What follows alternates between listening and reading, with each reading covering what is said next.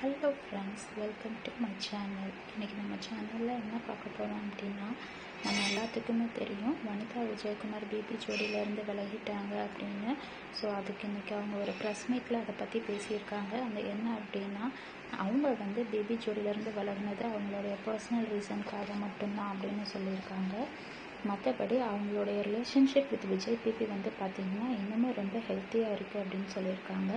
அதுவும் இல்லாமல் இன்றைக்கி காலையில் அவங்க விஜய் டிவி ஹெட் ப்ரொடக்ஷனோட கால் பண்ணி ரொம்ப ஃப்ரெண்ட்லியாக ரொம்ப ஹெல்த்தியாக பேசினதாக சொல்லிக்கிறாங்க. மற்றபடி பிபி ஜோடியிலேருந்து விலகினது அவங்களுடைய பர்சனல் ரீசன் தான் அப்படின்னு சொல்லியிருக்காங்க.